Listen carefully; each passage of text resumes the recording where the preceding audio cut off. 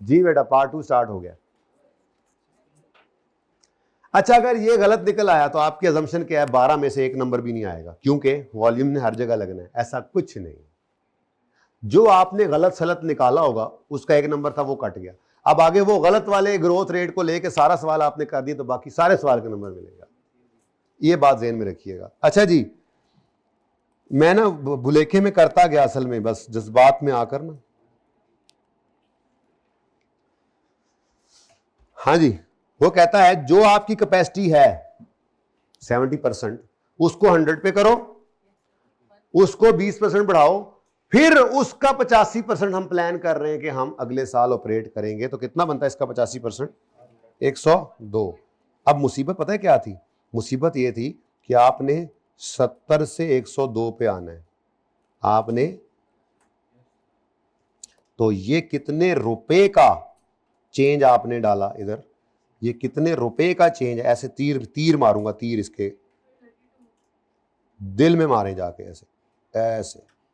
ये इतना अच्छा नहीं लगा, ऐसे करें, ऐसे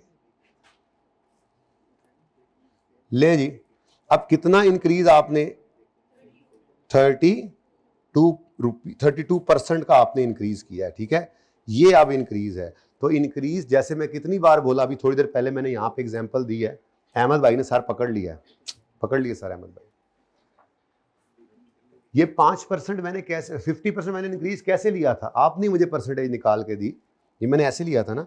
मैंने कहा था यार देखो, प्राइस थी पहले, ये क्वांटिटी थी पहले 10, अब हो गई है 15, तो कितने से बढ़ी है?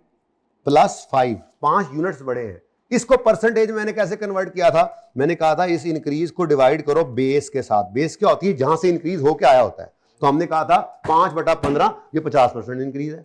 ऐसे ही ये 50 से किस पे आ गया था? 45 पे। तो मैंने कहा था अब ये डिक्रीज हो गया। ये कितना डिक्रीज हुआ? तो रुपीज में देखो तो 5 रुपए। अब बेस इसमें क्या है? जहां से बढ़ा या कम हुआ तो 5/50 किया, तो ये क्या आया? 10%। इसी तरह से मैंने कहा था आप सब फिर भी गलत निकालोगे, सवाल कितने गया? अरे यार, इसी तरह से इंक्रीज कितना है? इंक्रीज परसेंटेज में, मतलब रुपीज समझ लो इसको, रुपीज समझ लो थोड़ी देर के लिए, या यूनिट समझ लो इसको, यूनिट समझ लो आसानी के लिए। 70 यूनिट्स बना रहे थे आप, मैक्सिमम ये बना सकते हैं। वो कह रहा है अगर नया प्लांट लगाओगे तो वो इंस्टॉल्ड कैपेसिटी का 20% बढ़ जाएगा। मतलब अगर नया प्लांट लगाएंगे तो वो 120 यूनिट्स बना लेगा, लेकिन हम उसका 85% चलाएंगे, तो मतलब हम 102 यूनिट्स बनाना चाहेंगे। मैंने ये यूनिट्स कह दिया, हालांकि परसेंटेज है आसानी के लिए, ठीक है। मतलब हम इस वक्त 70 यूनिट्स बना रहे हैं, 70 ही था कि 75 था? 70 यूनिट्स बना रहे हैं। नया प्लांट लग गया तो हम 105 यूनिट्स बनाएंगे, यानी 32 यूनिट्स का वॉल्यूम इंक्रीज हम प्लान कर रहे हैं। अब मैं 32 यूनिट्स का क्या करूं? मुझे परसेंटेज इंक्रीज चाहिए, ठीक है। तो परसेंटेज इंक्रीज कैसे निकले? कितने परसेंट वॉल्यूम बढ़ा? मैंने कहा जी 32 यानी लाइट नु डिवाइड करो 70 नाल इंटू 100 करना है तो कर लो। कितना आता है जी? 45.71, ठीक है जी। या इसको आप यूं लिख दिया करोगे, बल्कि यूं ही लिख लेते हैं अभी से 45। ये वर्किंग आपको करनी चाहिए थी, ठीक है। अच्छा, एक और तरीका भी है, ये तो है ना जी इंक्रीज। अब इंक्रीज है मतलब आपने इतने से बढ़ाना है, लेकिन मैं अगर इसको यूं लिख दूं ग्रोथ फैक्टर, यानी जहां कहीं आपने इसको लगाना होगा तो आप क्या करोगे? तो आप यूं भी कर सकते थे, 102/70 करके यहां से निकाल लेते 145.71% या 1.4571। ये मैंने आपके लिए लिखा है, दूसरे वाला करने की जरूरत नहीं, ऊपर वाला अच्छा वाला समझ आ रहा है, ठीक है। अभी वहां वर्किंग करते हैं, प्रॉपर वर्किंग करते हैं, ठीक है। तो अब इसको प्रॉपर वर्किंग में कन्वर्ट कर लो। क्या करोगे आप? 70 कोई नहीं आपके दिमाग में, आपने पकड़ना है सवाल से कि जी 100% इंस्टॉल्ड कैपेसिटी 20% बढ़ जाएगी। एक मिनट, 100% इंस्टॉल्ड कैपेसिटी 20% बढ़ जाएगी और डिवाइड कर दोगे उसको, 20% बढ़ेगी और फिर सॉरी मल्टीप्लाई करोगे 85% से, ये आपकी आ गई वो 102, ठीक है। अब ये जो 102 बना है इसमें से आपने माइनस कर देना है जो असल में था, यानी 70, और उसको डिवाइड कर देना 70 से, तो ये आपका परसेंटेज आ जाएगा 45.7, बल्कि यही करो, इसको छोड़ो। ये मुझे लगता है एक दो बच्चों के हाथ खड़े, ये तो करना है ना हमने, करना है ना हमने, बाकी कर लें। क्या जी इंक्रीज क्या है? वॉल्यूम का इंक्रीज क्या है? 45%। यानी अगर हम इस वक्त 70 यूनिट्स बना रहे हैं, मैं यूनिट्स कह रहा हूं आसानी के लिए, और हम 102 यूनिट्स बनाने का प्लान कर रहे हैं, तो 32 यूनिट्स ज्यादा बनाएंगे। नहीं, कितने परसेंट ज्यादा बनाएंगे बताओ? तो 32/70 करके हमने कहा 45,71% वॉल्यूम का इंक्रीज है। ये बात समझ आई कुछ? आप पूछें हजरत। तो बिल्कुल करेंगे, जो वॉल्यूम इंक्रीज लगाएंगे सेल्स पर, उस पे 98% करके सेलिंग प्राइस भी कम कर लेंगे। ये अचीव करने के लिए वो करना है, पहले ये तो अचीव करेंगे। अभी तो वही करके आया हूं कवाली पीछे कि आप सेल्स रेवेन्यू निकालना, सेल्स रेवेन्यू पर दोनों परसेंटेज लगा दो, तो यूनिट्स वाली वॉल्यूम का इंक्रीज डिक्रीज भी उस पर लग गया, सेलिंग प्राइस का भी इंक्रीज डिक्रीज उस पर लग गया। ठीक है, लो जी, वॉल्यूम इंक्रीज की परसेंटेज वर्किंग 1 है मेरी। शक्ल देखो, ये पहला सफा छोड़ दिया आपने। पहला सफा आपका रिक्वायरमेंट के लिए, वैसे सफा नहीं है, 3-4 लाइनें चाहिए, लेकिन आप पहला सफा छोड़ दो सारा, ठीक है, क्योंकि आपका वैसे ही दिमाग अभी जगह पे नहीं है, पता नहीं क्या कुछ करोगे आप। पहला सफा छोड़ दिया आपने। दूसरे सफे आपने आकर लिखा वर्किंग 1, यहां पर मैंने लिखा जी परसेंटेज इंक्रीज इन वॉल्यूम निकाल रहा हूं मैं, परसेंटेज इंक्रीज इन वॉल्यूम में। इधर देखो यार, कुछ चास से नहीं आई यार, मार्कर दिया उस्ताद। पहले बच्चों को नजर कुछ नहीं आ रहा, उनकी आंखों के आगे तारे आ रहे हैं ऊपर से, फिर मार्कर जानदार ना हो जी। अच्छा जी, अब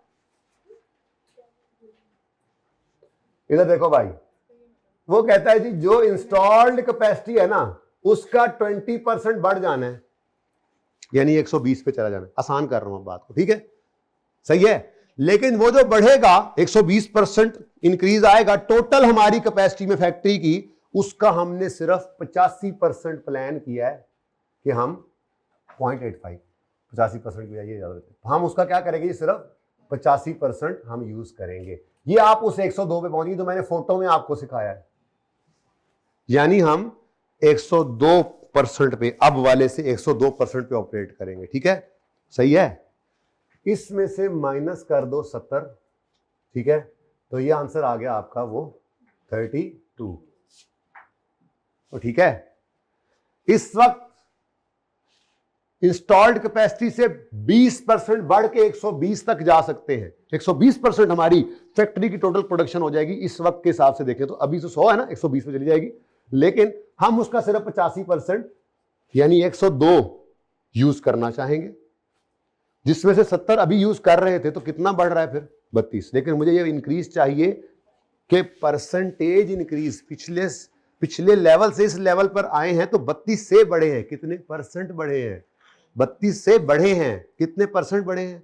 तो मैंने आसानी के लिए इसलिए आपको कह दिया कि यूं समझ लो 70 यूनिट्स बने, 89 मिलियन के बने, तो क्या हुआ, हमारा यूनिट हवाई जहाज होगा हमारा।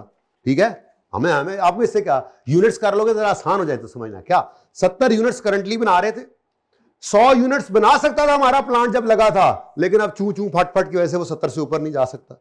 अगर हमने नया प्लांट लगाया तो वो 120 हवाई जहाज बनाने की कैपेसिटी रखता होगा, लेकिन हम सिर्फ 102 बनाएंगे, उसके 102 बनाएंगे। अब 70 से 102 पे गए तो हम कितने यूनिट्स बढ़ा रहे हैं, 32।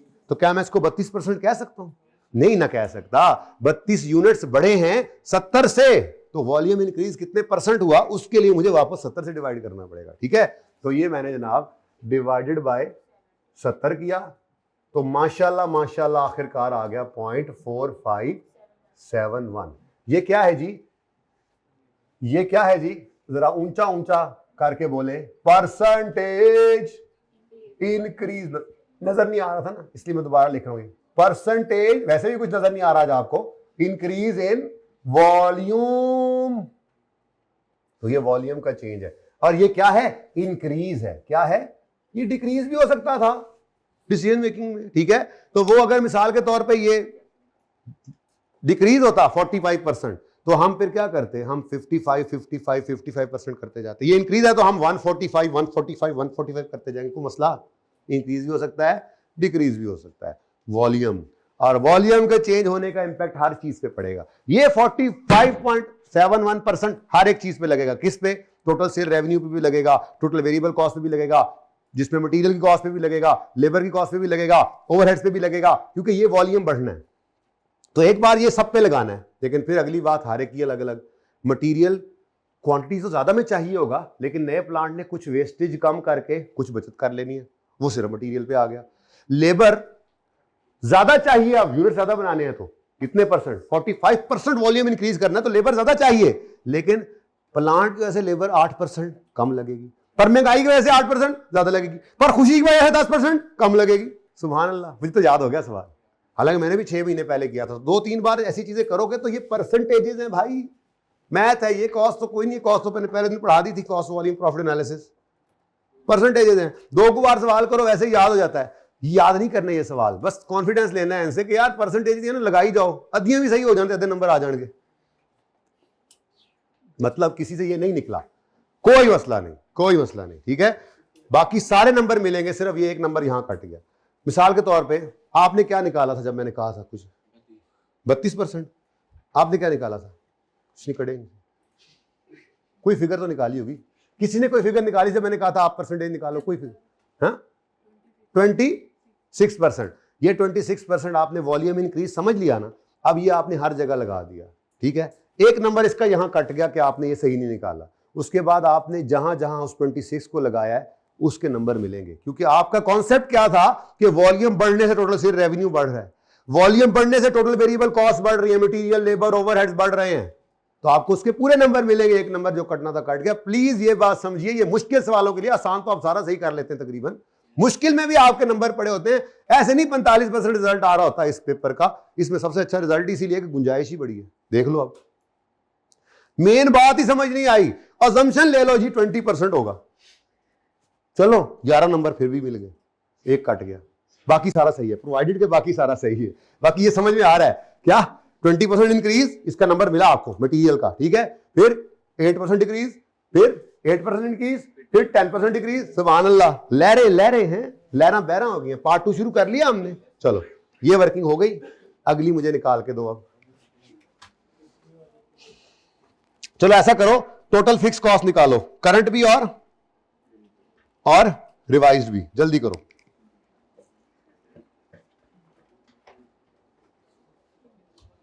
टोटल फिक्स कॉस्ट 1 मिनट में निकलनी है, 1 मिनट में निकलनी है, छेती करें छेती।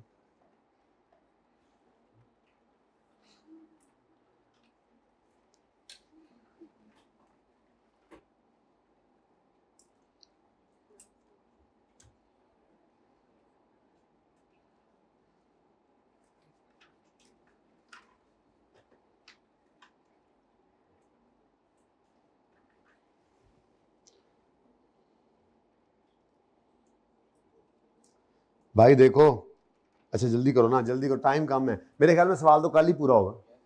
चलो फिर आराम आराम से करते रहो, जितना होता है वो तो करते रहो, ये मैं स्पीड मार के पूरा तो 1 मिनट में कर दूंगा, कि पहले कर दूं पूरा सारा, है 15 मिनट वैसे हो सकता है, क्योंकि बात सारी की हुई है, बस अब परसेंटेजेस लगानी है, हिम्मत करें तो हो भी सकता है वैसे, लेकिन चलें जरा क्विकली करें आप ही पहले।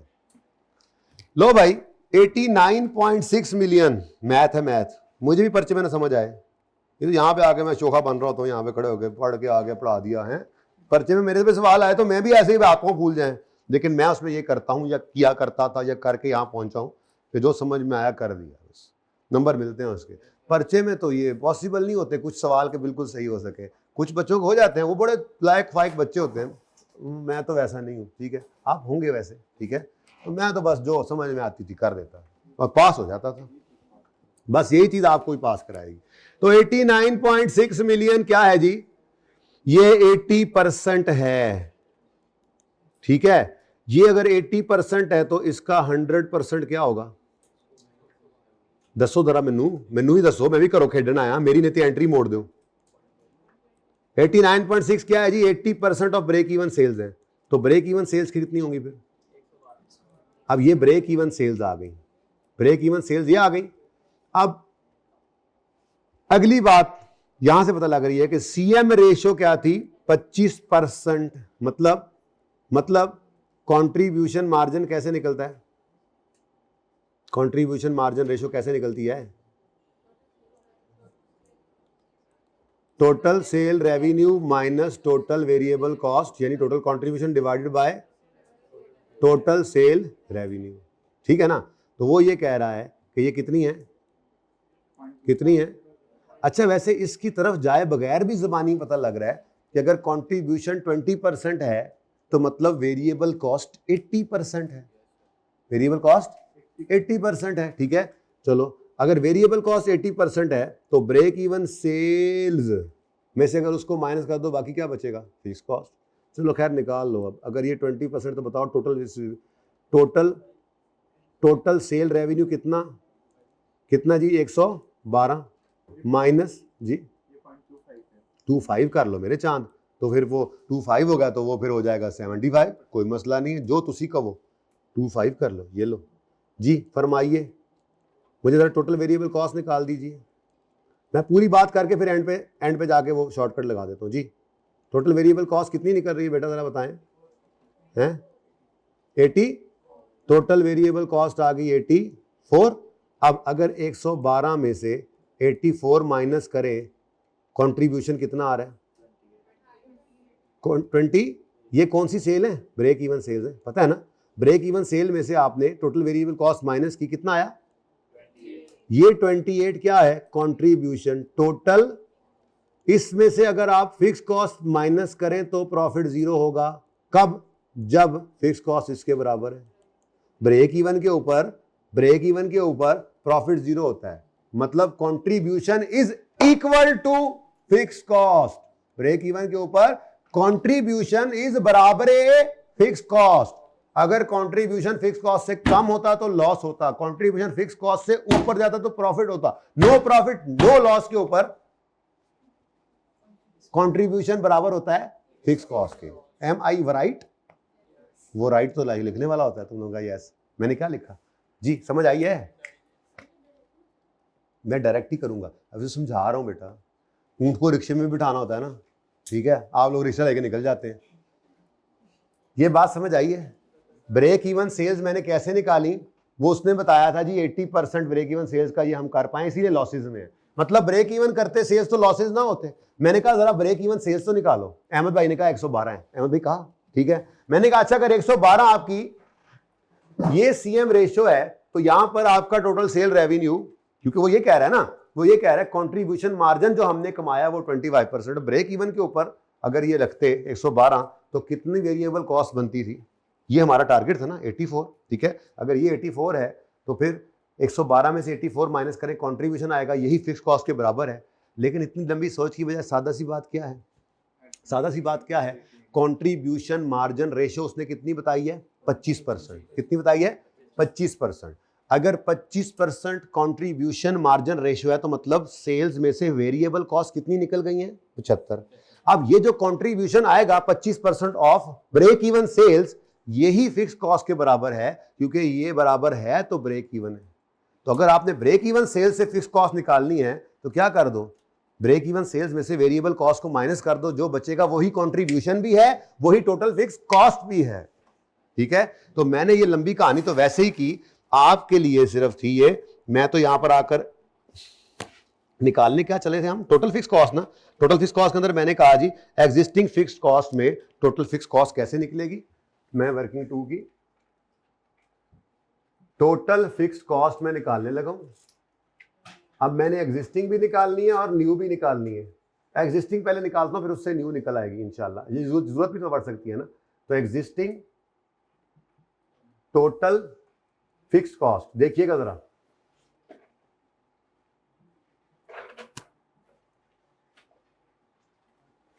एग्जिस्टिंग रिवाइज बाद में एग्जिस्टिंग जी। टोटल फिक्स कॉस्ट कैसे निकालेंगे? सादा सी कैलकुलेशन है, वो तो मैंने लंबी कहानी सिर्फ आपको समझाया है। एग्जिस्टिंग टोटल फिक्स कॉस्ट निकलेगी जी, उन्होंने कहा था जी कि 89.6 मिलियन रुपीस की जो सेल है ये आपकी 80% है ब्रेक इवन सेल्स का। मैंने कहा अच्छा ये 80 है तो इसका 100 क्या होगा? आपने कहा जी ₹102 मिलियन, ठीक है। अच्छा चलो सॉरी 112 मिलियन। अब ये क्या है? Break even sales. क्या है ये? 102 पहले कहीं आया होगा, हाँ देखा ना मैं। अच्छा ये क्या है जी? Break even sales. अब ब्रेक इवन सेल्स वो सेल्स लेवल होता है जिसपे कोई प्रॉफिट कोई लॉस नहीं। वो प्रॉफिट लॉस कब नहीं होता, जब वेरिएबल कॉस्ट आपकी सारी की सारी माइनस होने के बाद जो कंट्रीब्यूशन आया है वो आपकी फिक्स कॉस्ट को कवर कर ले। सही है, समझ आ रही है। अब अगर वो कह रहा है कंट्रीब्यूशन मार्जिन और सेल वाज 25%, तो इसका मतलब अगर ब्रेक इवन सेल्स होती 112 मिलियन की तो उसका 25% कंट्रीब्यूशन होता, यानी 75% वेरिएबल कॉस्ट। तो इसका 25% अगर मैं लूं कितना आता है, कितना, ये 28 क्या, ये 28 मिलियन रुपीस आ गया। ये क्या है, आप कह रहे हैं कंट्रीब्यूशन, मैं कह रहा हूं फिक्स कॉस्ट। आप कह रहे हैं कंट्रीब्यूशन है टोटल, मैं कह रहा हूं टोटल फिक्स कॉस्ट है। हमारी दोनों की बात में फर्क नहीं है, क्योंकि ब्रेक इवन सेल्स लेवल ही वही है जिसपे आपका प्रॉफिट लॉस जीरो होता है। ठीक है ना, मतलब कंट्रीब्यूशन बराबर हो जाता है आपकी फिक्स कॉस्ट के। ठीक है, तो ये 25% आप कह रहे हैं कंट्रीब्यूशन है। मैंने कहा ठीक है तुम कंट्रीब्यूशन कह लो, मैं तो इसको टोटल फिक्स कॉस्ट कह रहा हूं। कितना, ओ सॉरी, और यहां क्या आ गया 28। तो रुपीज इन मिलियन मैं चला रहा हूं जी, सिफरा मेरे को नहीं पाई है जानी है। तो ये लंबी कहानी से सिर्फ इतनी सी बात निकली, वो लंबी कहानी को दफा करो, ये इतनी सी बात है। ये किसी को समझ ना आई हो,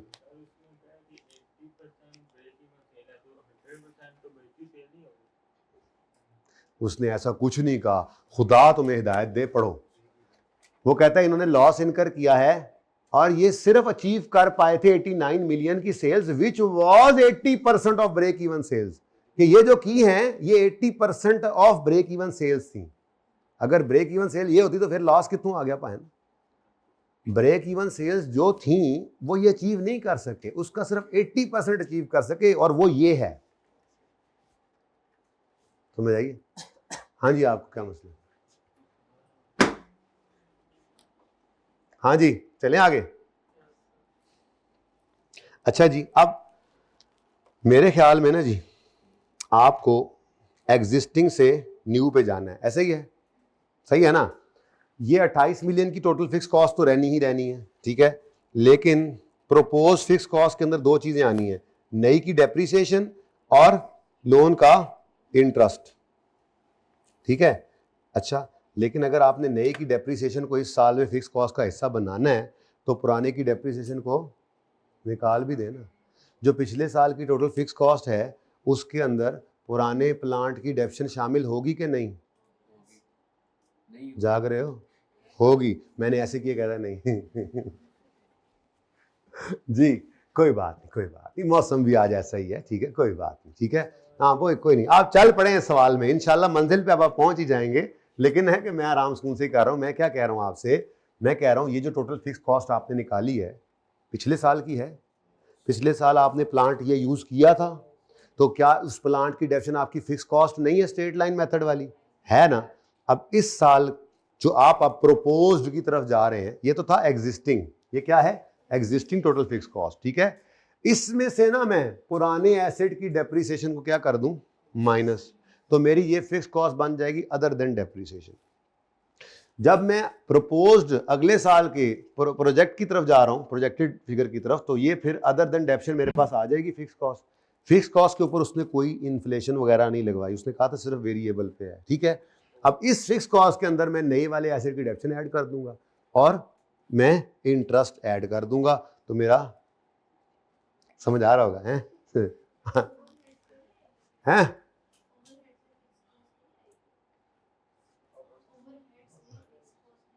आएगी ना fix cost, impact on inflation. अच्छा, सिर्फ ओवरहेड्स लिखा हुआ है तो बिल्कुल फिर महंगाई भी कर लेते हैं, ठीक है। सॉरी, मुझे शायद लगा कि यहाँ वेरिएबल ओवरहेड्स लिखा हुआ है। अगर ओवरहेड्स लिखा हुआ है तो फिक्स्ड भी हैं, वेरिएबल भी हैं, यानी बगैर डेप्रिसिएशन के निकालो तो सही। बगैर डेप्रिसिएशन वाले वो होंगे किराए क्रोए, ये वो मंथली सैलरीज वगैरह, उनमें वो कह रहा है 10 इन्फ्लेशन कितना है 4%, वो इंक्रीज हो जाएगा। उसके बाद नया डेप्रिसिएशन वाला मामला और नया इंटरेस्ट, ठीक है तो लेस कर रहा हूं मैं एग्जिस्टिंग प्लांट डेप्रिसिएशन। अब यहां पे जरा ध्यान से पढ़ लेते हैं। भाई ने जो तवज्जो दिलाओ नोटिस, कौन से भाई ने दिया था तवज्जो दिलाओ नोटिस दिया था, इन्होंने क्या कहा था कि पायन, वो कह रहा है कि एग्जिस्टिंग प्लांट को हमने इंस्टॉल किया था 15 साल पहले और आज उसकी रिमेनिंग लाइफ जो है वो 3 साल है, यानी 15 साल पहले किया था, 3 साल अभी भी है, तो बिल्कुल जी सॉरी, ये टोटल 18 साल था जिसमें से 3 अभी भी रहते हैं। ठीक है, यानी अगर हमने पिछले साल इसको डेप्रिशिएट किया होगा तो 18 साल की लाइफ यूज करके किया होगा। कितनी कॉस्ट पर इसको खरीदा था 15 साल पहले? 27 डिवाइडेड बाय 18, ये बिल्कुल भाई ने सही फरमाया। ठीक है, लेकिन ये एक साल की पिछले साल की डेफिनेशन बनती कितनी है? ये 1.5 इसमें से माइनस कर दे। ठीक है, अब ये आपकी एग्जिस्टिंग टोटल फिक्स कॉस्ट है, ठीक है, पिछले साल की, लेकिन इसके अंदर अदर देन डेप्रिसिएशन है, इसके अंदर डेप्रिसिएशन नहीं शामिल। ठीक है, शुक्र है निकल गई। दोनों फायदे होंगे। पहला फायदा, ये इस साल में प्लांट ने होना ही नहीं था, तो ये डेफिनेशन तो वैसे ही इसकी नहीं आनी, बल्कि नए वाले की आनी। और दूसरा, इन्फ्लेशन का इम्पैक्ट सिर्फ इस पे लगता है। अगर मिसाल के तौर पे ये पड़ी भी रहती ना, तो इस पे इन्फ्लेशन का इम्पैक्ट नहीं लगा सकते थे, डेप्रिसिएशन ही महंगी हो जाती। डेप्रिसिएशन तो अपने हिसाब से चलती रहती है। ठीक है, तो बताइए जी, ये 26.5 मिलियन की जो कॉस्ट है, ये हमारी एग्जिस्टिंग टोटल फिक्स कॉस्ट है, लेकिन डेप्रिसिएशन के अलावा है। अब मैं प्रोपोज्ड सिनेरियो में जा रहा हूं।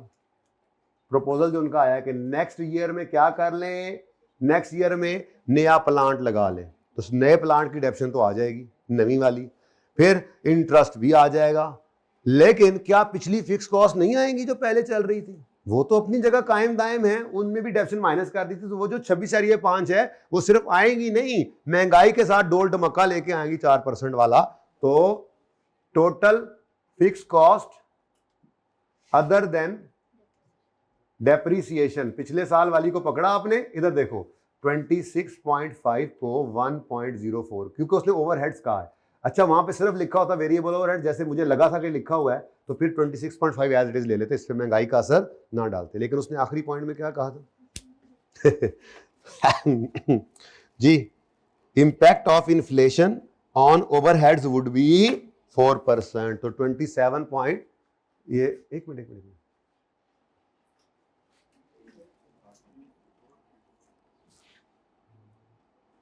ठीक है, 27 ही है, मुझे लगा कुछ, ये बिल्कुल ओवरहेड्स पे है, सारे फिक्स और वेरिएबल दोनों पे। बोलो 27.56।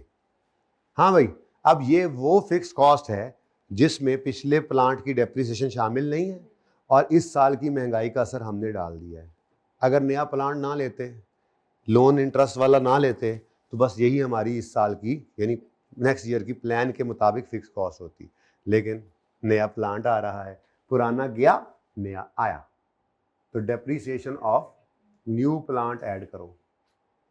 अब न्यू प्लांट की मुफ्ता लगाओ, ये मुफ्ता, ये तो अच्छा ऐसे नहीं होता। अब इस फॉर्मेट पे कोई कर रहा होगा तो जिस किसी ने कहीं पे भी डेप्रिसिएशन नए वाले एसेट की ऐड कर दी होगी फिक्स कॉस्ट, उसको उसके नंबर मिल गए होंगे। ऐसे नंबर बिखरे होते हैं, करते जाओ बस। इतना तो पता ही था आपको कि नया प्लांट लिया तो उसकी डेप्रिसिएशन आपने एसेट कॉस्ट का फिक्स कॉस्ट का पार्ट बनाना है, फिक्स कॉस्ट, ठीक है।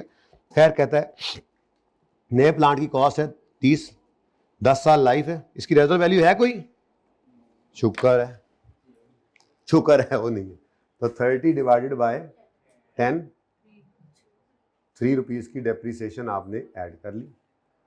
3 लिखूं फिर बाद से 0.0 देके कुछ और भी लांदे फिर दे।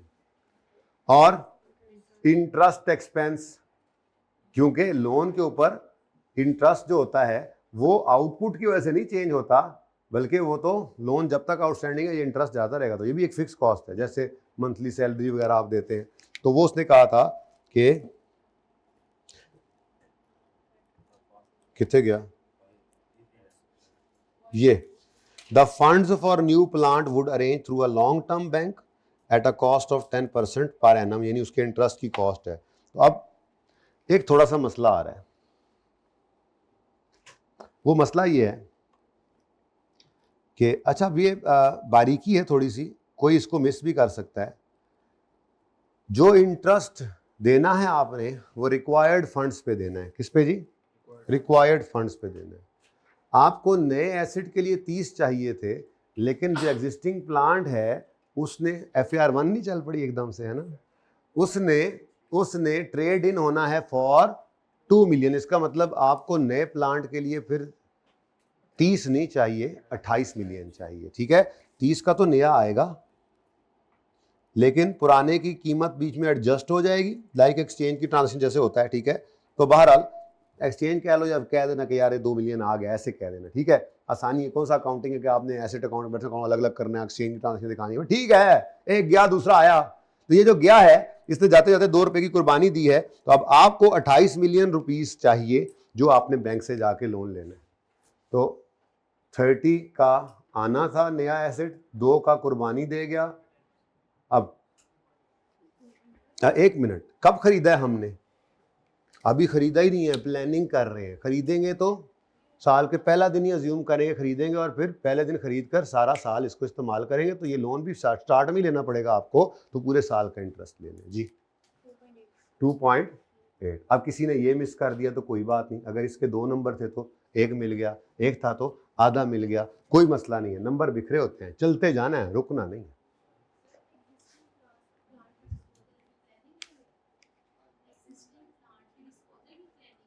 तो वही उसने कहा है, कहानी शुरू ही होती हुई है। नहीं देखें, आप अगले साल वॉल्यूम बढ़ा ही नहीं सकते, ये अगले साल होना है सब, ये डिसीजन मेकिंग हो रही है। आप अगले साल इस प्लांट के साथ तो वॉल्यूम बढ़ा ही नहीं सकते, तो फिर है छो है, बिस्मिल्लाह ही गलत की थी, फिर छो, फिर चल दें। और अगले साल नया प्लांट आएगा, पुराना जाएगा, तब ये सब कुछ होगा, ये तो होगा जी। अच्छा जी एक और चीज रह गई है, अब इसको पता नहीं आई कैप, मुझे याद नहीं है इस अटेम्प्ट के अंदर, मैं देखूंगा दोबारा सोल्यूशन। मेरे ख्याल में आई कैप ने इसको शायद इग्नोर भी कर दिया हो, लेकिन लॉस ऑन फिक्स्ड एसेट भी तो हो रहा है। लॉस हो रहा है, नहीं हो रहा? चेक करो ना, चेक करो ना। बुक वैल्यू क्या है? 27 मिलियन का खरीदा था, 27 डिवाइडेड बाय 18 इंटू कितने साल गुजर गए? 15 उसने बोले ना। हाँ जी, बुक वैल्यू कितनी आती है? हैं आपकी 4.5 वाली चीज अगलों ने, आपकी 4.5 वाली चीज अगलों ने 2 रुपए में रखी, तो आपको 2.5 रुपए का क्या हुआ है? लॉस, ठीक है। ये 2.5 रुपए का लॉस ऑन डिस्पोजल जो है, क्या ये आपके एक्टिविटी लेवल के चेंज होने से हुआ है? ये ऐसा एक्सपेंस नहीं, इसकी भी नेचर क्या है? फिक्स्ड ही है, फिक्स्ड कॉस्ट ही है। आई थिंक मुझे यूं याद पड़ता है कि आई कैप ने इसको इग्नोर ही कर दिया था, या शायद लिया था, मुझे अभी याद नहीं आ रहा। बहरहाल मिट्टी पाओ उस गलते, क्या ये खर्चा इसी डिसीजन की वजह से खर्चा ही है ना? लॉस है कि नहीं है? एक खर्चा है, एक्सपेंस है, ठीक है। किस वजह से होना है? अगले साल पुराना प्लांट बेच के नया लेंगे तो ये होगा, ये तो होगा। अब अगर ये होगा तो लॉस भी होगा, तो मैं तो ये चाहूंगा कि फिक्स कॉस्ट ले लें। अब एक चीज वाद ले लेंगे तो कोई ज्यादा माइनस नंबर तो नहीं होने, कोई बात नहीं है, खैर है। बहरहाल मेरे हिसाब से ये होना चाहिए, मैं फिर दोबारा देख भी लूंगा। मुझे लगता है उन्होंने शायद लिया था या नहीं लिया था, पता नहीं। अब मेरे दिमाग में क्लिक कर रही है एक चीज, ये वाली थी या कहीं और थी जिसमें कॉन्ट्रडिक्शन था। चलो छोड़ो, छोड़ो, मिट्टी पाओ। होना चाहिए या नहीं आपके ख्याल में? जिनका ख्याल में होना चाहिए वो लिख ले, जिनके ख्याल में नहीं होना चाहिए वो ना लिखे, ठीक है। किस किस को लगता है कि होना चाहिए? अच्छा, किस किस को लगता है नहीं होना चाहिए? कोई बात नहीं, ये भी हैं 10-12, कोई बात नहीं, कॉन्फिडेंस से हाथ खड़ा करें। ये नहीं कि मैं, और भी हैं इन्हें। क्यों नहीं होना चाहिए? क्यों नहीं होना चाहिए बेटा, बोले? क्योंकि याद नहीं रहना है, याद नहीं रहेगा। लॉजिक देना, क्यों नहीं होना चाहिए हजरत? क्योंकि पहले ही बहुत कुछ आ गया सर। यार ये कोई लॉजिक नहीं है, फजूल बातें कर रहे हो तुम लोग, आगे टाइम थोड़ा है। भाई देखें, सादा सी बात है, फ्यूचर में डिसीजन, अब कुछ लोग ये कह सकते हैं कि चूंकि भाई कैश आना भी तो है ना, नहीं, gain loss is a non cash figure, लेकिन ठीक है, वो आप डिसीजन मेकिंग के अंदर लेते थोड़ा घबरा रहे हैं, तो कोई नहीं, छोड़ देंगे, यही है ना। मैं तो इसको ले रहा हूँ, ठीक है। तो मैंने यहाँ पर लेना है loss on disposal of old asset. लो हुणे तक मैं की दस रहा सी, तुसी पहले इन्हां नाल गल्लां कर लो ना बेटा, बाद च फिर कर लांगे। इन्हां कोल ही पूछ लो, इन्हां कोल ही पूछ लो। लॉस ऑन, उसको नहीं पता ना, तो फिर आप भी उसी से पूछो बेटा। ये इसलिए ऐड कर रहे हैं कि मैंने ये कहा है, मेरे मुताबिक अगर हमने नेक्स्ट ईयर में पुराना एसेट बेच दिया और नया खरीद लिया, तो पुराने एसेट पे हमें 2.5 मिलियन का लॉस आएगा। ये समझ आ रही है कि लॉस कैसे आएगा?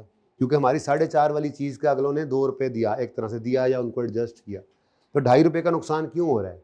क्योंकि हम ये काम करने जा रहे हैं। तो ये फिर एक फिक्स कॉस्ट मैंने ऐड कर दिया, ठीक है। क्योंकि इस 28 के अंदर पिछले साल वाला खर्चा है ना, इसके अंदर पिछले साल ये डेप्रिसिएशन ऐड हुई होगी। अगले साल ये एसेट ही नहीं रहना, तो ये डेप्रिसिएशन नहीं आनी चाहिए। जो बाकी बचे हैं ये वो खर्चे हैं जो रेंट वगैरह होगा, सैलरीज होंगी मंथली वगैरह, ठीक है, जो खर्चे फिक्स चल रहे थे, इनको उठा के एज इट इज ले आया, ये इस साल भी होंगे, लेकिन इनमें पुराने एसेट की डेप्रिसिएशन तो नहीं होगी ना। इन पे महंगाई का असर डाला और पुराने की डेफिनेशन दोबारा नहीं ली, अब नए की डेफिनेशन ले ली, क्योंकि अगले साल तो हमारा पुराना एसिड नहीं होना, नया होना। ये जो किया सी उस तुम पूछ लेना थी उत्थे अड़े वाले। खैर वही तो बहुत कुछ होना है। 27 डिवाइडेड बाय 15 इंटू 18 इंटू 15 कर लो LO। ये जो भी आया है, ये जो भी आया है इसको आपने 2 से कंपेयर कर लिया तो आपने 2.5 का एक एक्सपेंस बुक किया। ये बेटा ये ऑप्शनल है, आप ले ना लें आपकी मर्जी है, मैं तो यहाँ पे ले रहा हूँ, मेरे तो दिल में आ रही कि ये होना चाहिए। अब ये आपकी प्रोपोज्ड फिक्स कॉस्ट आ गई है, बोलो 30.86। अच्छा अब इस पे ना ज़रा बहस मुबाहिसा कम हुआ था चीज़ों पे, इसलिए ये मैंने यहाँ पे सॉल्व कर दिए। अगली चीज़ों पे बहस मुबाहिसा ज़्यादा हो चुका है, ठीक है ना। जैसे आपको पता लग गया था 112 मिलियन ब्रेक इवन सेल है, तो उसका 75% अगर वेरिएबल कॉस्ट है, थोड़ी देर पहले आपने बताया था, तो उसके टोटे करेंगे, टोटे कर देंगे उसके। तो जब आप उसके टोटे करेंगे, कितनी बनी वैसे 112 मिलियन का 75% कितना बनता है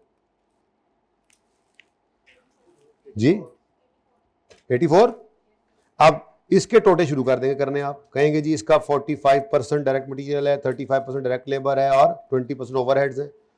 तो एग्जिस्टिंग फिगर निकलेगी यहां से और फिर आगे वही वाला काम। वॉल्यूम का इंक्रीज तो तीनों पे लगेगा, 45.71% वाला। मटेरियल के ऊपर वेस्टेज वाली परसेंटेज लगा के आपने डिस्काउंट देना है। लेबर के ऊपर एग्जिस्टिंग से रिवाइज पे चले गए और ओवरहेड्स के ऊपर वॉल्यूम और इन्फ्लेशन। तो इधर एक वर्किंग में कल जब करूंगा तो यहां पे मैं लिखूंगा वेरिएबल कॉस्ट, ठीक है, एग्जिस्टिंग भी और रिवाइज भी। अब टोटल फिक्स कॉस्ट भी आ गई, टोटल वेरिएबल कॉस्ट भी आ गई, तो यहां से मैं शायद जो है वो किसी तरफ जाऊं, budgeted sale break, budgeted sales भी निकल आएंगी, ब्रेक इवन सेल MOS से निकाल कर ला रहे होंगे। तो बहरहाल देखते हैं, इसको पूरा करने की कोशिश करनी है आपने, कोई नया होमवर्क नहीं, हुई आगे तो काम ही और शुरू हो रहा है आसान वाला। ये सबसे एंड पे रखने की वजह यही थी कि टॉपिक तो वही मुक चुका है, भी कर लीजिए जरा शुगल, ठीक है। तो जरा 15 मिनट बच्चों का वेट करता रहा मैं, बच्चे भी नहीं आए, सवाल भी पूरा नहीं होया। सवाल पूरा होता तो अच्छा होता। खैर चले, इसको पूरा करेंगे कल और कल फिर multi product break even start कर देंगे। ओके, अल्लाह हाफिज।